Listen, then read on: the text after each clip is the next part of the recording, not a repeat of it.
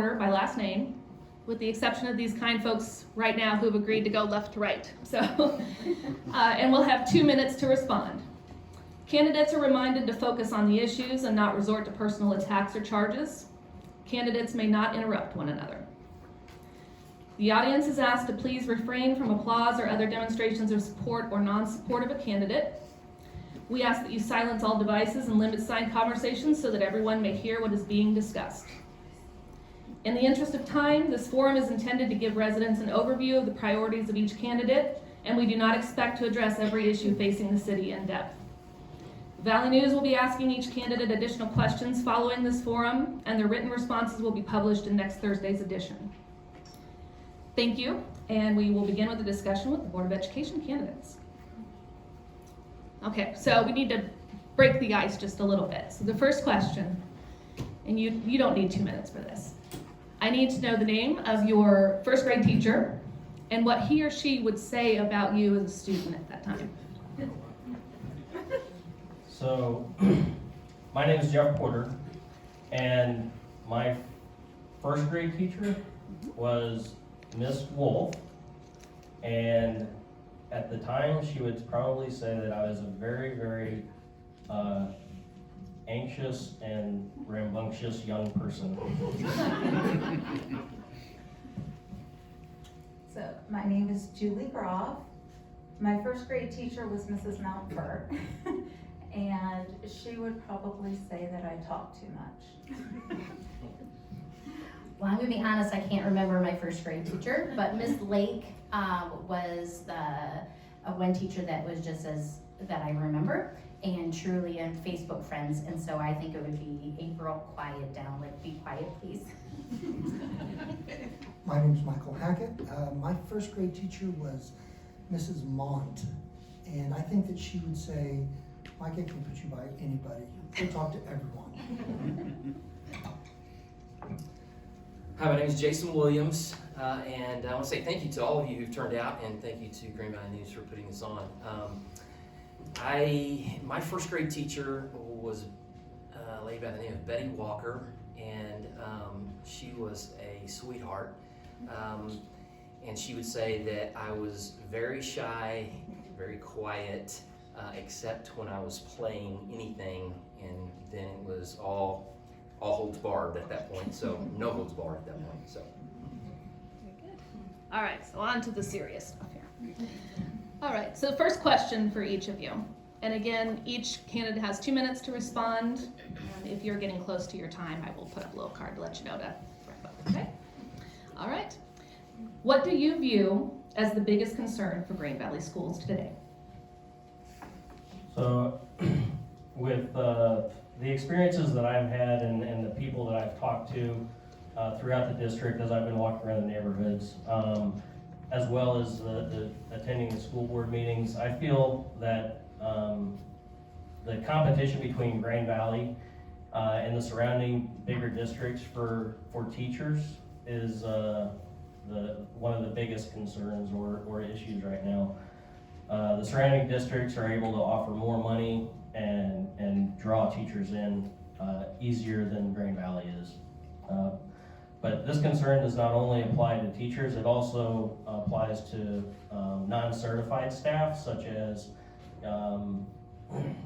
Valley kids, bus drivers, custodial staff, paras.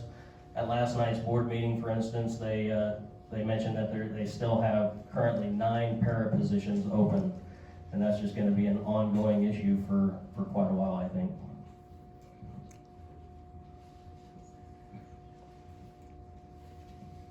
I would say that the most pressing issue in the schools is staffing. Schools need a lot of staff, from bus drivers and cafeteria workers to maintenance workers and substitutes, to be able to run effectively. And the lack of staff at all levels is putting a strain on everyone who's there. Plus, the budget doesn't allow us to pay our staff what they're worth or to attract the number of staff needed. Some of the concerns that I believe is that we are really coming out of a very unique time, and it is very concerning to me of all those students that were at home, that were doing school at home, and just making sure that we are able to get them in and see where they're at, see where they are needing that extra help, things like that, and the families and the community and things like that. So my biggest is just making sure we're keeping track of the students that were at home and doing homeschool. Early intervention is really big. I hear that several times with parents, and just making sure that we are constantly on that with concerns with parents. If a teacher has noticed a change, that they are getting some quality time, maybe getting tested if that is what's needed. And being assisted at home. We had a meeting last night, and over 16,000 items were given to cleaning supplies and deodorants and things like that. So just making sure that our families are getting what they need from home, and that we are connecting that and the communication with those families. So I will repeat what has been said, because it's absolutely what I view as our key things that we've got to focus on. And that is that Missouri is going to have, over the next several years, a shortage of teachers at all. There will be a great deal of competition for the few teachers that are out there. And we're talking about the state needing several thousand more teachers than are going to be available. So filling those teaching positions is going to be one of our hardest things and the most intense pieces of focus that we're going to have, followed very closely by the regular staff. We have to have cooks, we have to have bus drivers, we have to have Valley Kids people, and without them, it doesn't run. And they are just as important as every teacher, because that bus driver is sometimes the first smile they see all day, and sometimes the last. So we have to make a lasting impression at all levels. And if classrooms aren't clean, that absolutely makes a difference. So budgets are going to be tight, and that's going to be a trend for the next probably several years. I don't anticipate that the state will be finding new money for us. So a great deal of it is going to be local effort. Beyond that, we need to focus on continuing to offer as many options to make our kids career ready as well as college ready. So I'll be redundant. By far, the most difficult challenge is going to be the retention and recruitment of teachers and staff. That's going to be a challenge across the board. We see that already with hiring. There's challenges with that, and there's going to continue to be challenges with hiring of staff and teachers in the future. And so we are going to have to get creative, and we're going to have to figure out ways to be able to do a better job of competing with local schools in our area, our size, to be able to retain teachers and recruit new teachers. Many are not going into the field any longer, and so it's going to be a challenge that we're going to have to face. I think second, and very close to this, is mental health and emotional health for our teachers, our staff, and our students. It's been a challenging time. I think we would all realize that. And there are a lot of teachers, a lot of students that are struggling emotionally. And we need to be able to give the kind of help that we need to our teachers and students, the support we need. Our counselors are, the ratio is over what it ought to be. And so we need to figure out ways outside of just our school counselors to be able to offer counseling to our teachers and our students, to be able to help them through the challenges that they're facing, because it is a challenge. And then I think the last thing I would say is just safety, not because we don't have safe schools, but because we need to stay on top of that, and we need to make sure we continue to have safe schools moving forward, and not ever have a problem in our school district. All right. An individual school board member has no authority. Only the board as a whole can make decisions for the district. What skills or traits would allow you to contribute to effective operations of the board as a whole? So I feel that my background in running businesses, as well as managing and management in general will allow me to provide a different perspective than might be on the board now on certain items, such as the budget and insurance, not only health insurance and general liability, just to name a couple. I will also be able to provide helpful oversight over these items just because I'm able to deal with them in my day-to-day workings as a business manager. I also have the unique experience of working for school districts day-to-day on a different side, on the back side of it as a contractor. So this will help me to be able to bring up questions that otherwise might not be thought of prior to making a vote, just because of, you know, being on the other side. I've been asked those questions, and it just gives you a different perspective on items. Well, I have a degree in elementary education, and I have actually a minor in math. And I also was a special education teacher. I've worked with adults who have developmental disabilities. I volunteer at the schools, and I volunteered for almost 20 years in the school district. I also have been on the board for 18 years, so I bring board experience. I've served in leadership positions in my church. I've been a cheer coach and a Girl Scout leader. I'm a mother of 3 Green Valley graduates, and my husband is in the union, so I see that side of things too. So I think my educational background and my leadership skills allow me to contribute to the effective operation of the board. So I feel that I'm a good listener. I'm very quick to listen and slow to speak. So that comes accustomed very easily for me. So I've also had the honor of, I've been in the education, I worked 8 years here in Green Valley as early childhood para, and then I currently work with the Independent School District in the HR department. So I also have the privilege of being PTA in middle school, and currently on the IAOP board as president. So working with a group is very natural and things like that. So, but my family can probably agree when there's something going on, that's something that I stand for and that I will definitely repeat and fight for when I know that I am right. So I don't have any problems with saying opinions either. So I come from an IT background, which kind of makes me the black sheep in the family. As many of you know, my father was an educator. Both of my siblings are educators by trade. And so when I went into IT, that was kind of the oddball.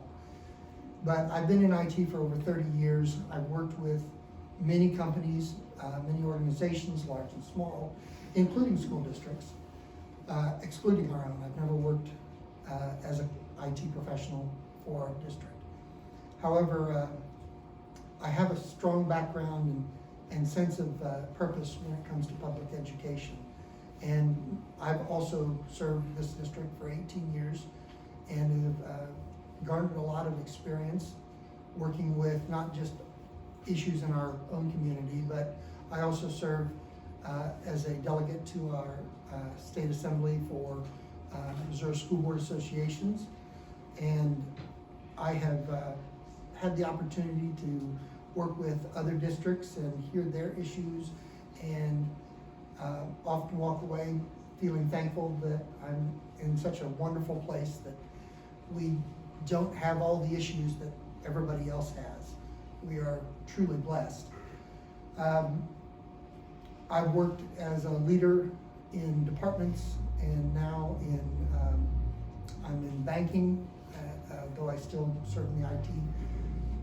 So leadership has been kind of part and parcel with the way I was raised and the way I will move forward.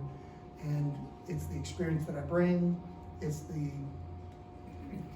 as it has been said, it's the different eye that I bring to the board. There are a lot of technology issues that come forward. It's one of our basic reports that we have every month. And inevitably, 9 sets of eyes look at me, and I go, and we move on because they know that I will be there to answer the questions or ask the hard questions about technology that are beyond the scope of other people. That's a good question, Corey, and one that I think we all need to recognize is that not any one person can make something happen and can make promises, and it's really a board working together, right, as a team to be able to accomplish the things that are necessary. And so it's about being able to work as a team. It's about being able to make sure that you're getting things done and understanding the role that you play in that. And as a board member, you can't, there's only so much that you can do, but it's collectively working together to be able to reach a purpose and to be able to accomplish something. Now, I've had questions about, are you gonna, get into the schools and do different things if you get on the board?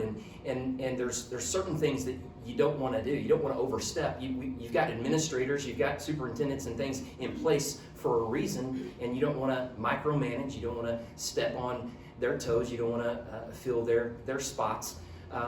You want those guys to do the things that they're responsible to do. But the board is responsible mainly financially to be able to support and to be able to allocate funds that are necessary to be able to make the things happen that needs to. And so it takes leadership. It takes people that can work with other people. And that's something that I've done all my life is working with teams, working with people. And I think that's a necessary tool to be in a leadership role, like on the school board, and it's going to take that. I think that there are challenges before us that we've not seen before. 3 years ago, we wouldn't have expected to be in the situation we were the last 2 years, and so there are challenges still ahead of us that we've got to face, and it's going to take leadership. It's going to take people with people skills to be able to make that happen.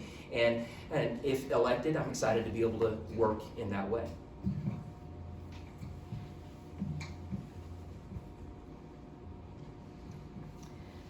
What do you see as the educational gaps or weaknesses in our district?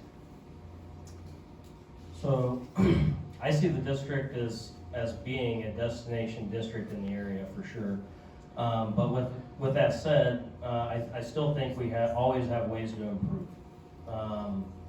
As I've been walking around, as I said, the neighborhoods, just talking with people and letting people get to know me, I met, one parent in particular that really has resonated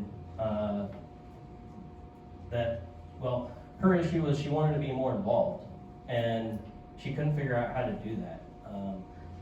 I think that any time that our parents want to be involved in what our kids are doing and learning and how they're learning, I think we should let them do that and embrace that. So her particular issue was that she has a second grader that has a learning disability, and she wanted to take their tablet home, their laptop home for a winter break.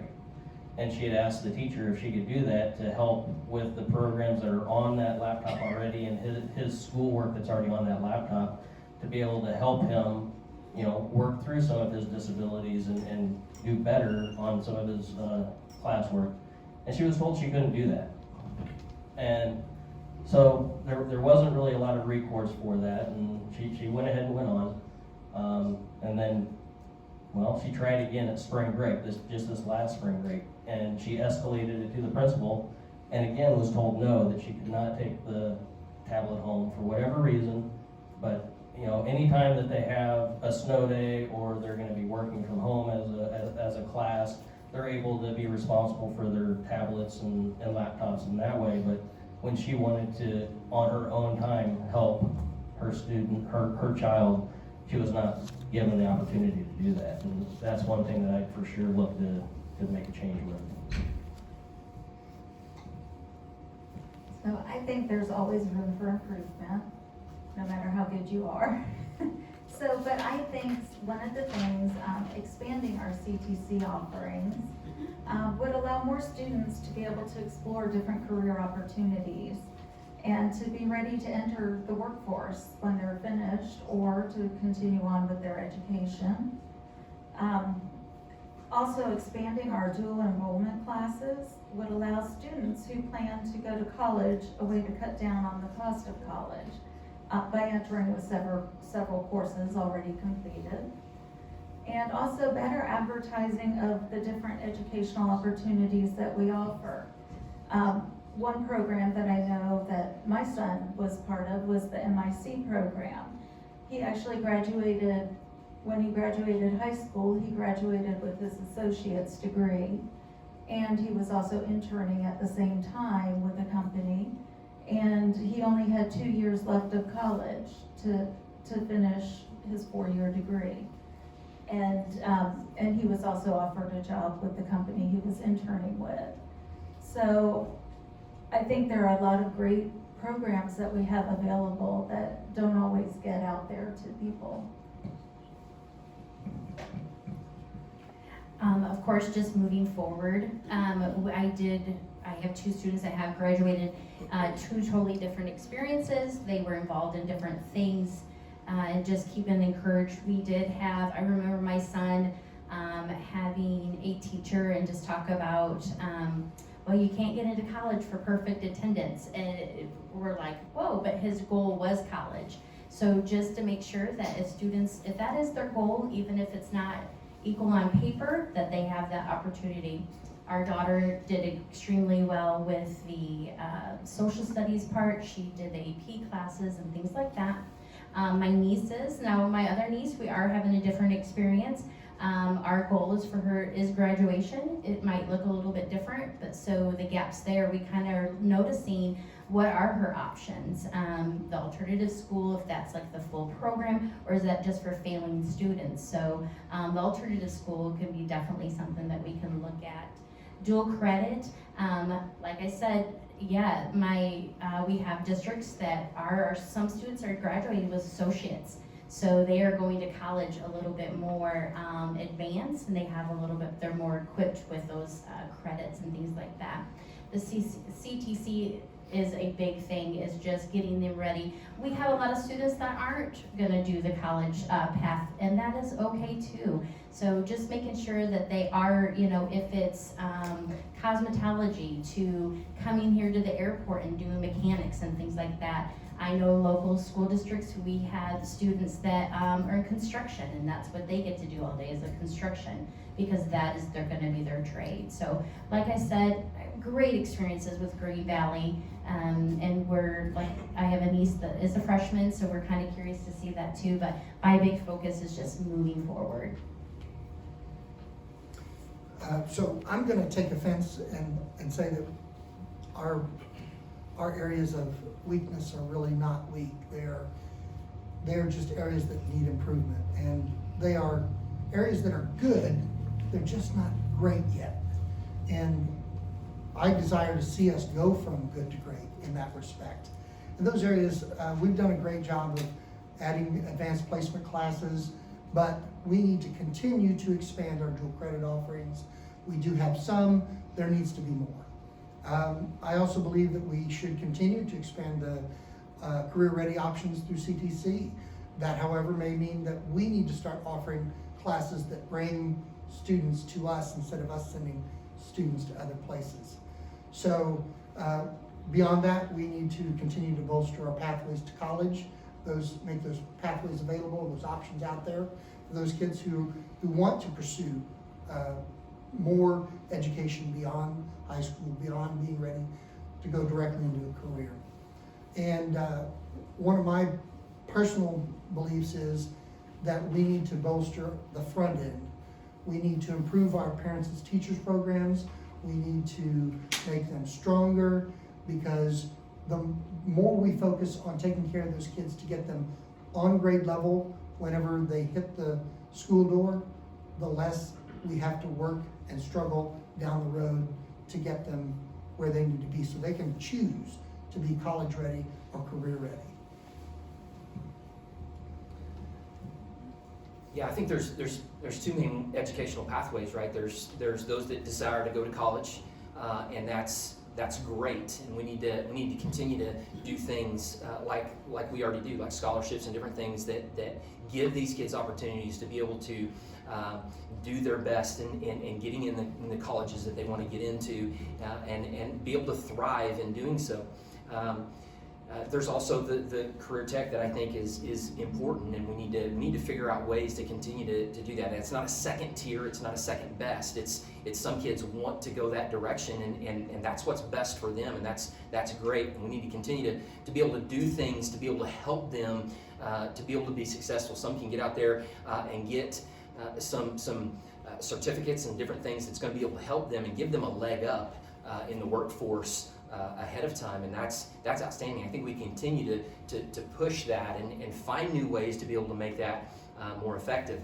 I would say this also, that I have a special needs son, and there are a lot of special needs students that are not sure. We're not sure where their future is going to lead them, and what are the new things? What are the new ways that we can help them to be able to be successful? There are more and more students that we're seeing all the time that are educationally challenged, and we need to be able to find creative ways to be able to help them to be successful and make them to be able to be productive members of society. And I think that we can do that. I believe in that, and I'm excited to see where that goes. And I think more and more people are looking at that, and I think that's going to be something that is going to be a new educational pathway for some students, and it's an important one.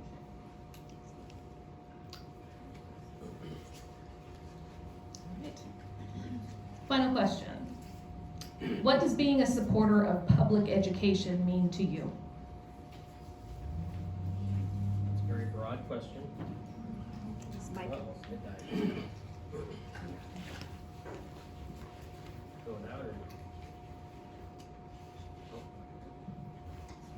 So anyway, so that's a very broad question.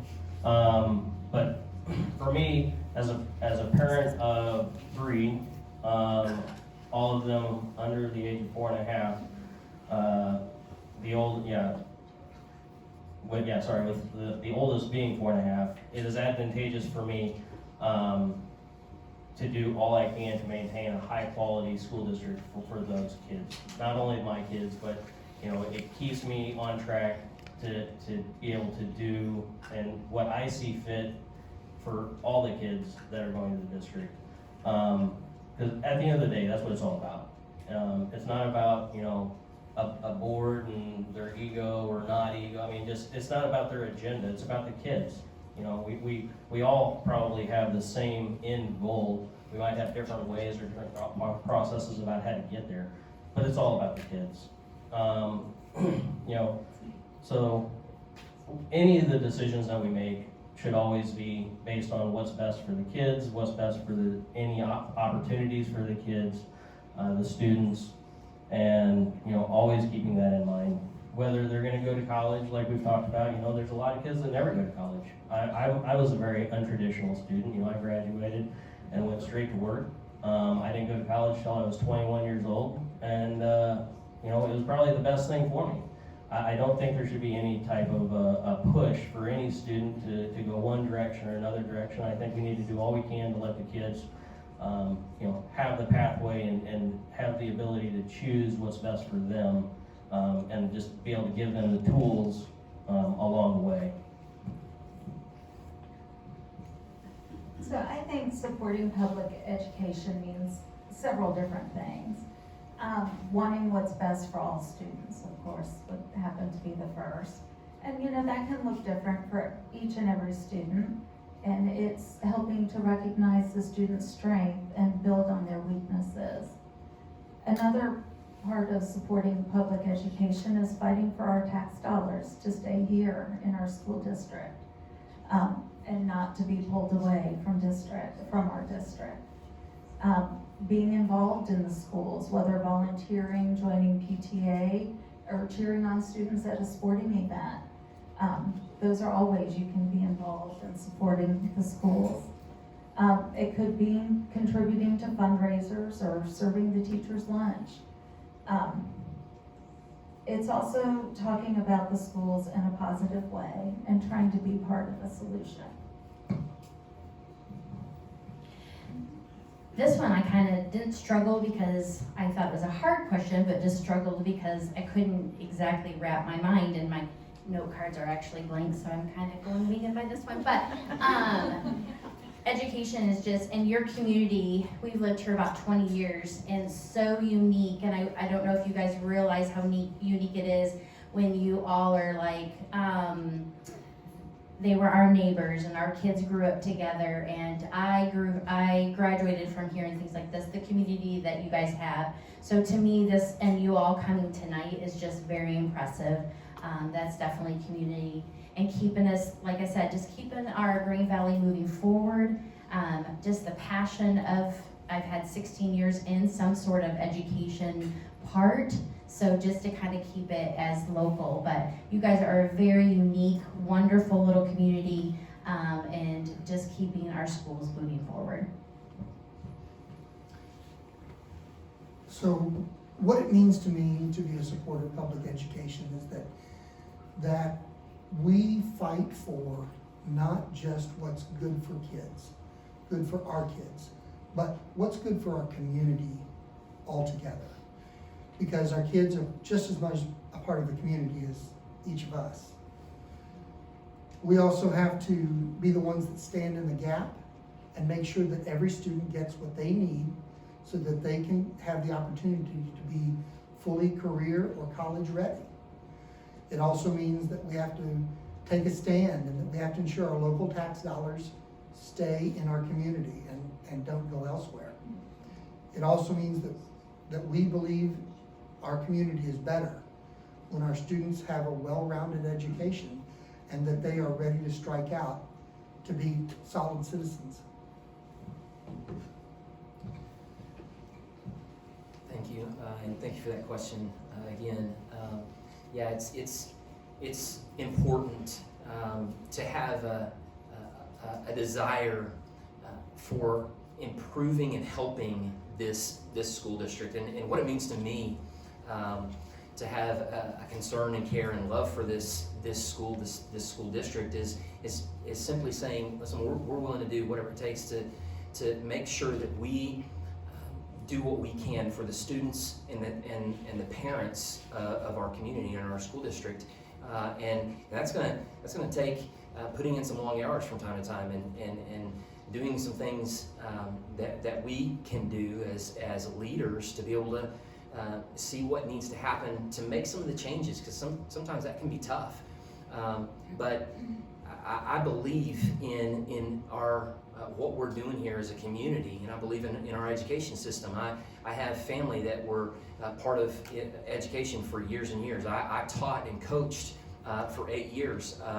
I believe in students being able to get the very best education that they can, and I'm excited to see where we continue to go as a community. We're a growing, thriving community, and with that's exciting, but there's challenges that come along with that, and so it's going to take leadership. It's going to take us taking some steps forward and doing some things to be able to continue to see us be a destination school district, like was mentioned before. I think that we are that, and I think we will continue to be that.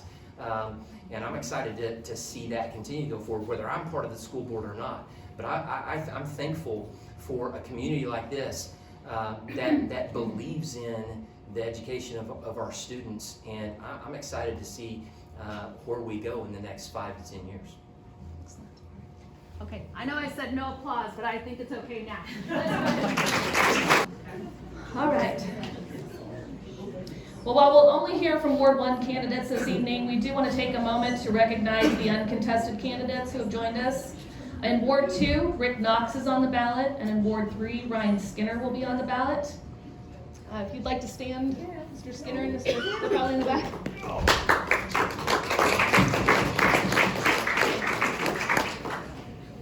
Okay.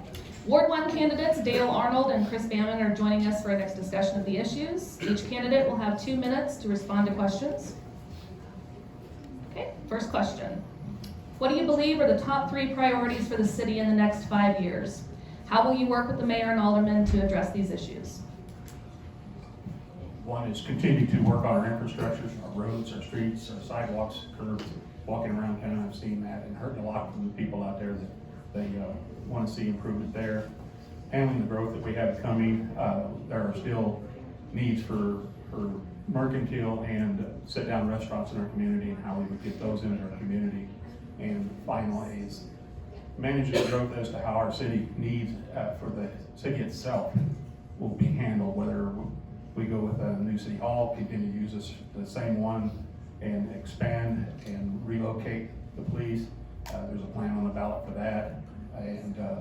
And just meeting those needs and the biggest problem is getting the voters' input as to what that need is and how they want to support it, because it ultimately comes down to the voters' money that's going to be paying the bill for whatever direction we do go. So that's ultimately the most important part, is finding out what the voters want. Okay, good evening, everybody. I'm Chris Bamman, candidate for Ward 1. I appreciate this opportunity tonight, and thank you to Corey for organizing all this. It's nice to see a lot of familiar faces without masks and smiling and communicating and all that. Very refreshing change, really. So my vision for the top 3 priorities for the city are really going to be very similar to those that you've heard tonight by our school board, by my opponent. I think probably among our very top priority touches on the staffing issue. The staffing problem lends itself to and creates, I believe, other ripple effects within the city when it comes to delivery of city services, issues with our crime rate. So one of the things that I, as an alderman candidate before the first time I served, enjoyed being able to champion and support a effort to study our wages and benefits offerings to our employees and to look for ways to raise those. Can't do it overnight. It's got to be a bit of a plan over a period of time, but we were able to make some inroads to that, and I think with some opportunity to put some more focus to that, I think that would definitely be not only a big thing to fill those vacancies that stay vacant for unfortunately very extended periods of time, but also increase those policing rates, those patrol rates that are going to hopefully start to reduce some of the crime statistics that we're seeing increasing in our city. Infrastructure, I think, is a huge deal. It's going to be for any community. Ours is no exception. We've put a lot of effort into streets. Back when I served before, we had money in the budget to serve street repairs. That board added more funding into that budget. I think the current board has added even more funding into that budget. I don't know that we've allowed those additions into the budget to stabilize, to see if we're getting at those needs in an acceptable rate without pushing so much money into that category of the budget or not. And I say that to maybe clarify a little bit. I have a background in engineering and construction, so I get into these kinds of details a little bit more maybe than others, but maybe we're doing great on pavement, but we're, I believe, doing very poor on sidewalks. I believe we're struggling on curb issues and things like that. So when the curbs fail, it's just going to promote a more rapid failure of the pavement adjacent to the curb. So I think we need to broaden that infrastructure focus and look for ways to maybe improve our rate of repair to those things, those areas. Another priority that I would like to see focused on. Chris, we've reached our 2-minute mark, so we'll catch that next. Sure.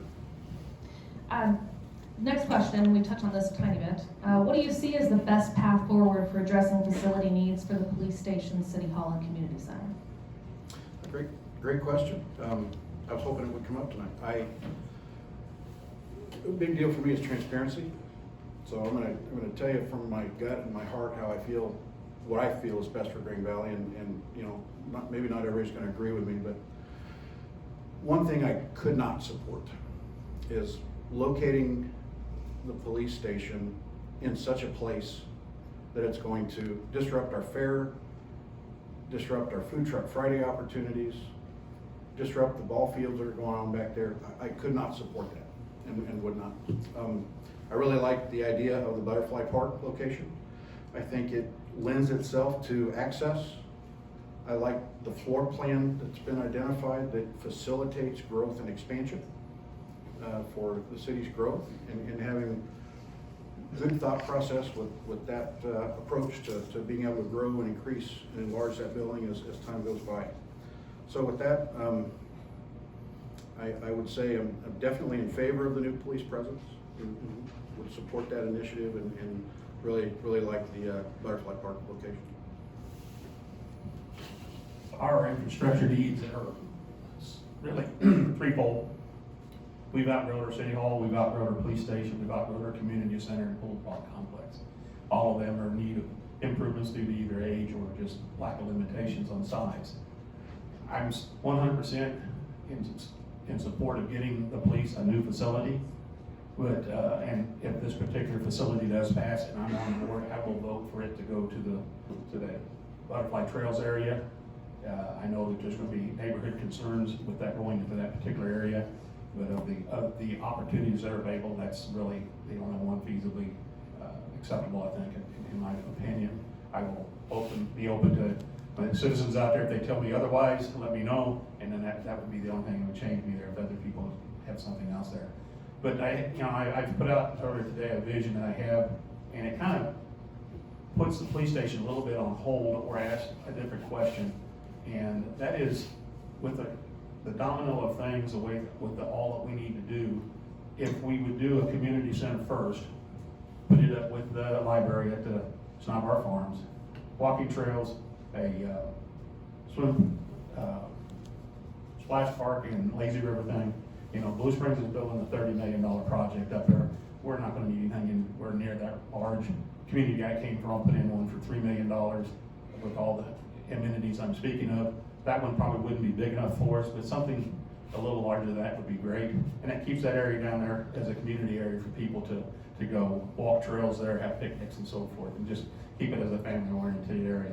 That would open up our old community center to either be renovated into a police station, which Oak Grove just recently did and worked out very well. It is huge what you can do with current facilities and make them usable for the community for time to come and save a lot of money. And then all of City Hall will then be City Hall with the police moving over to the new facility. It keeps them centrally located, easy to get to, and meets our need foreseeably at a lot less expense because we're utilizing structures that are already available to us instead of building 3 new structures. So.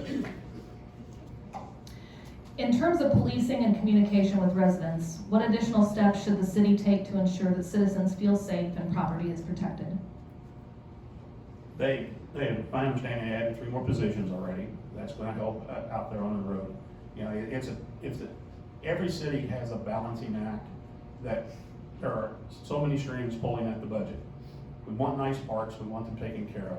We want our streets taken care of and the sidewalks and so forth. There's so many things that have to be taken care of, but there's only so much money. And if we had a bottomless pit of money, then yeah, we could put a kid in every school, we could have, you know, a police officer in every corner.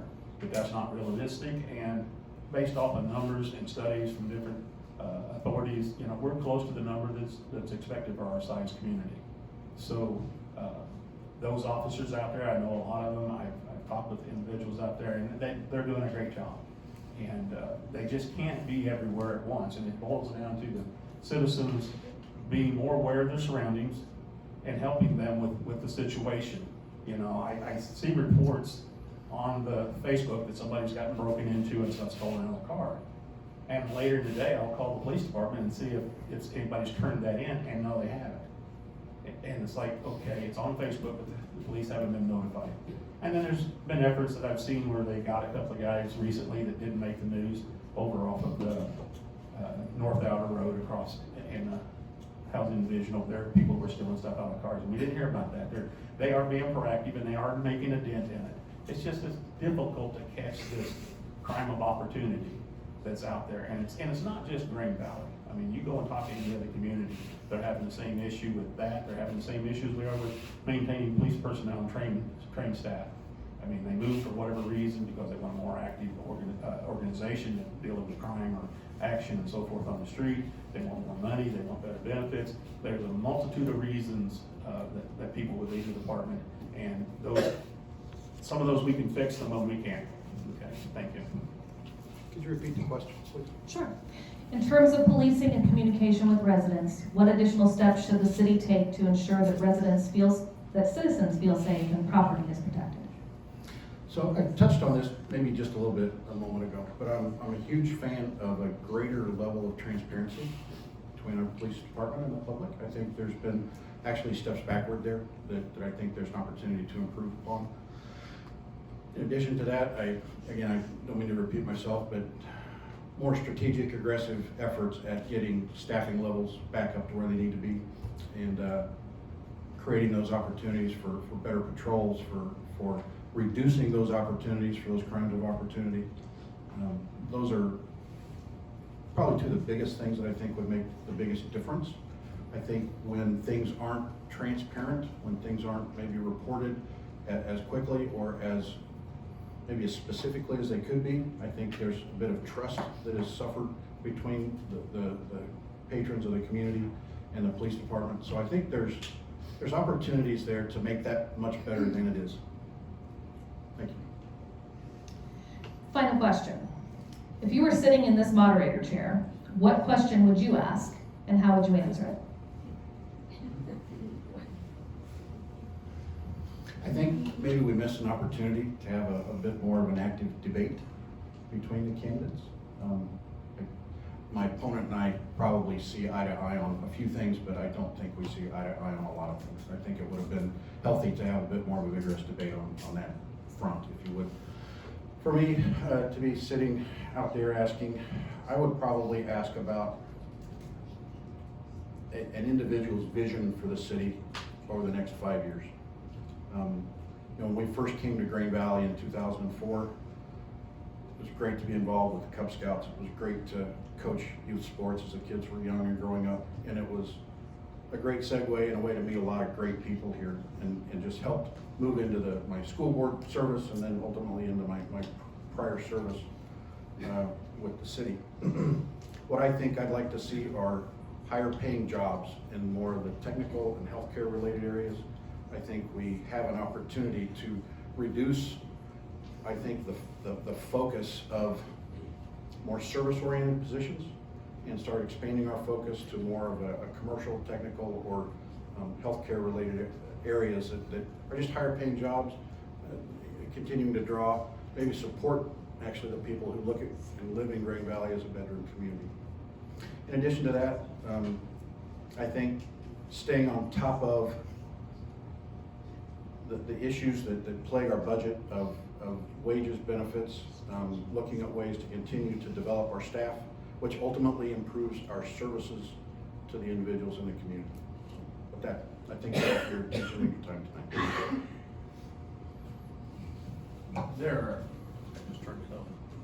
There are a lot of areas we can continue to work on, and that is somehow bringing jobs into the community so people don't have to leave the community to work. And with that, you would get the higher wages jobs and so forth in the community. We've seen some of that in the industrial area to the north of I-70 between here and Blue Springs, and more of that would be needed in the future. I would like to see a downtrend in multifamily housing because it brings in a lot more people. It puts a huge load on the school because it brings in a lot more students with a big push on trying to kind of be able to handle those areas of that additional student load. And depending on whether you go with a 5-plex or smaller, which is taxed at a lower rate of 19%, the same as a single family dwelling, or you go at 6-plex or higher, like the apartments down here that are being built, they do get a commercial rate for the property taxes that they pay at 31%, but that still doesn't cover the need, especially for the schools in the city, for what services have to be provided to them and those people that move into our community. There's a balance of the amount of that we need in the community, and I think we're well beyond that right now. And somewhere, somehow, I mean, I know there's a lot of property in the community that's already zoned for multifamily and a continuation there. And I'd like to see more, less of that and more housing that is for people who are gonna stay in our community. Where those that are renting may stay here for a while, but they eventually move on, and we want to build our base and keep our base here. So those are the two things there, and just continue to watch the growth and balance our approach to it. We've had situations in the past where we didn't build things big enough. The community center was an example of what we didn't build it big enough. Then we built it to the money they had available.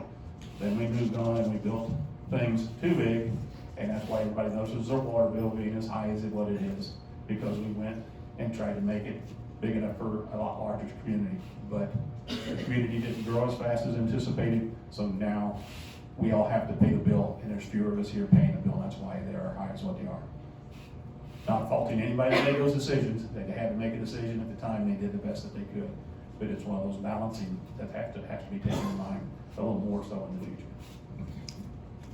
Thank you, gentlemen. We'd like to thank our Alderman candidates for joining us this evening.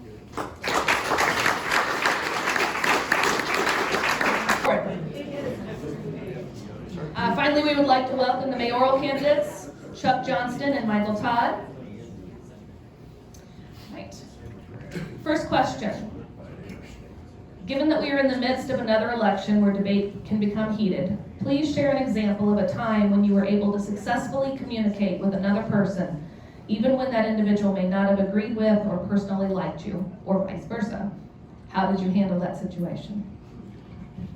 Well, first of all, I'd like to thank everybody for being here. This is one of, I've been to several of these, and this is the best turnout we've ever had, and it shows people are getting concerned. I want to thank the newspaper for putting this on and all the work that Corey's gone to on it. As far as your question, I am not the most diplomatic person. I think most people know that. I'm true to what I have to say. I'm true to my beliefs, and I stand behind my beliefs. I take offense sometimes, and I'm not always the best at communicating my thoughts. So you kind of got me off guard on that one. That is one of my weakest points, and I admit that freely. Again, thanks everyone for coming out. My name's Mike Todd. So for those of you who know me, I kind of live this every day because I'm a special education teacher of social, emotional, behavioral disorder kids. So, a lot of times, they may not like me at any moment of the day. Say some things to me that, may not be the nicest. So, and I'm able to handle that every day. I kind of carry that through with adults as well. So that's about it. I mean, I'll answer the next one. Unless you want me to answer the next one first. Yeah, please. Okay. All right. I figured I'd start with a curveball for you too. All right, second question. The city recently sold a portion of the Snyabar farm site to the Mid-Continent Public Library to build a new branch. What is your vision for the remainder of the city-owned property? Okay, I'll hit the button. Yeah, that was, back in 2020, I'm infamous or famous for the complex, as people called it. The library plan was part of that from the beginning, so I'm glad to see that they've carried that on and they're going to build that there. My vision there is, if you look around Grand Valley, we don't have a lot of large green spaces left in the town. I don't want to see that turn into, another housing development with a couple hundred homes there. The voters spoke, they didn't want the police station there. Maybe with the addition of the library there, maybe that would be where they would want a future community center. That would be the decision we'd have to make further down the road, but I want to see it as some type of municipal green space area, maybe a community center, maybe the splash pad, trails that tie in right there with Blue Ranch, trails that are already there. There's lots of opportunity there, but I want to see it, stay as park area, recreation area, those types of usage.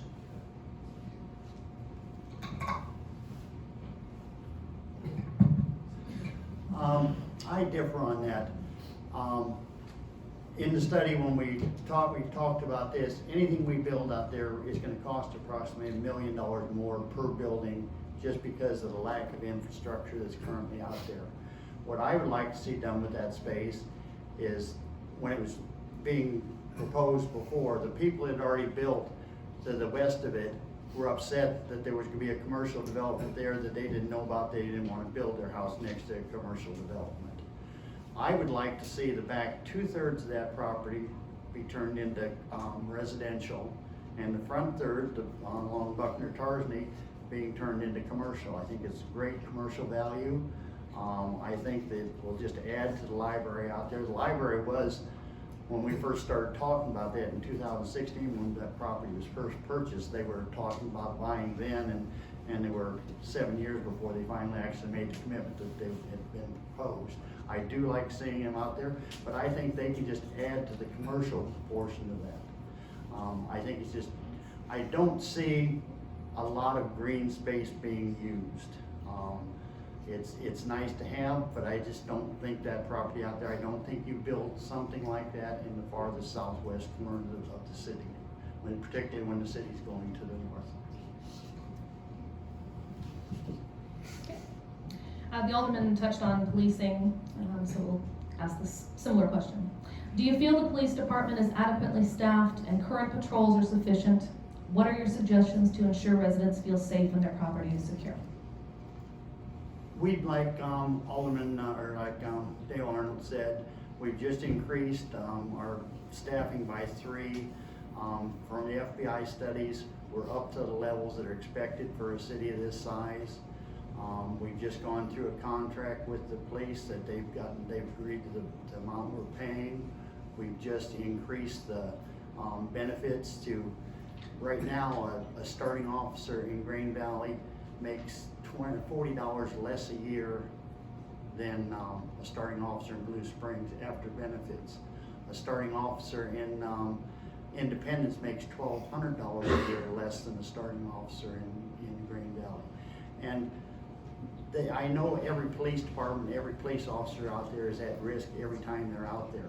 But there are situations in Independence, you're in a war zone on home. So we don't have that here, but officers still deserve a competitive pay.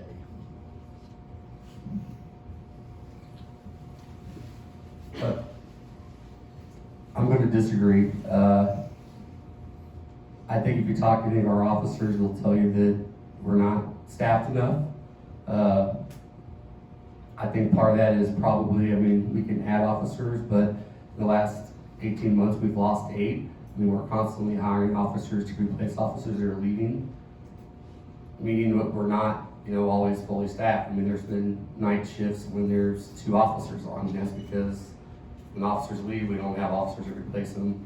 Then we have to train them, and it's not the easiest time to find officers right now as well. And there's not a lot of them going through the academy because of things going on in the world. It's not a profession that's people are getting into as much as they used to. With that being said, I think definite room for improvement. I don't know if you're going to ask about crime or anything coming up. I'll go ahead and address that now. People have made it obvious that they think we have a crime issue in town. I would propose looking at starting a crime prevention unit, which would be officers just dedicated to crime prevention. They wouldn't be patrol officers. There would be officers that would work flex schedules that, say when we were having the catalytic converters stolen off trucks in the industrial park. These officers, these officers could go and, stake out the trucks because, they were hitting them on a pretty regular basis. If we got break-ins in the neighborhoods, they could do the same thing. At times we get complaints about speeding, so say we got speeders on Montana Ridge between 2 p.m. and 5 p.m. These officers could go and set up on Montana Ridge to look at decreasing the speeders. I mean, there's lots of places in town that we can address crime, and I think we definitely need to do that, and we do that by getting more officers on the street. With abysmal voter turnout and limited involvement in public forums, except for tonight, how do you plan to involve residents in the decision-making process in our town? It's a tough one because we always look at different ways of, getting the word out.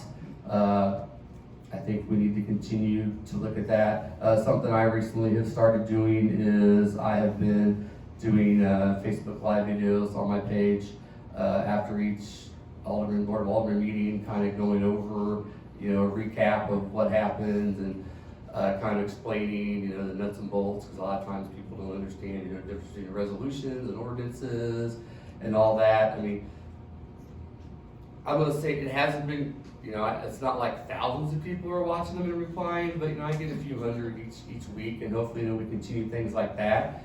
We could grow further, participation, getting the word out. I mean, we just need to find, and it's always a struggle. I mean, we can do social media, but we have people who aren't on social media. We can do mailers in the water bill, but now we have people who do, paperless water bills. They don't get the mailers. So it's something that we continually need to change up and go with what we're seeing versus that time. That's always been a problem. I talk to people all the time about an issue. I'll say it was just on the water bill, they don't even know it. We did just lose our public information officer. We're about to hire another one. I think she did a fine job. I think we can do more to get it out there. I happen to like social media as a format for getting out to them. The city doesn't share on the residence page. The residence page is the largest audience we have out there, so I try and share what the city is putting out on there. But it's just tough to get people out on almost anything. Like I say, I'm amazed at tonight's turnout. We had when we had the first study on the new police station. We had, everybody was on the board for it. We had the alderman there, myself was there, said a lot of city staff was there. I think we had 5 people that weren't involved in the process that actually came in to find out about the police department. And we're talking about a $14 million issue that's gonna affect the city for a long time. And it's just, until something affects someone, it's just very difficult to get their attention, and I don't know the answer to it. We're trying everything we can. We're increasing our messages we're getting out there. I just don't think they're reaching the population like we should. Final question. If you received $1 million grant to use for the city any way you wanted, what would you do with it and why? There are a lot of areas we could use it in. I've always been for the infrastructure. We definitely need to, that's one of the things that I promised when I was first elected, was that I was gonna focus on the infrastructure, I could focus on lowering taxes. That could go a long way into helping both of those issues. $1 million sounds like a lot of money. $1 million, yeah, it's not a But lot. when you got 16,000 people in town that's going out to help, when you got roads that cost $1 million just to resurface, it's not a big chunk of money, but it would be helpful, and it could be going towards a lot of things.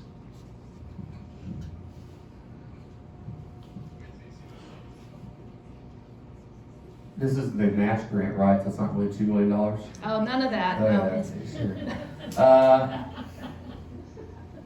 I think a big area that has been overlooked that I've brought up this time around is, the north side of town is the largest growing portion of town we have. The way you access the north side of town isn't the greatest. I mean, we have an intersection at Duncan Road and Buckner Tarzany that needs some work, to say the least. We got, Russ Road and Buckner Tarzany, that intersection needs some work, to say the least. $1 million is going to fix all those intersections, but we need to look at doing something with those intersections, because we have, we make it difficult for a large portion of our population to get into town and back home. Along with the north side of town, goes back to the idea of green space. We don't have any parkland north of I-70. We don't have any, green space north of I-70. When that much of your population lives in the area and they their closest park is miles away. I think that's an issue that we definitely need to look at as well. So again, $1 million is not gonna fix both of those issues, but it could get us maybe started in that direction. I'd like to thank each candidate for their willingness to serve and for joining us this evening. And thank you to all of our attendees for taking an interest in your local election. Thank you so much.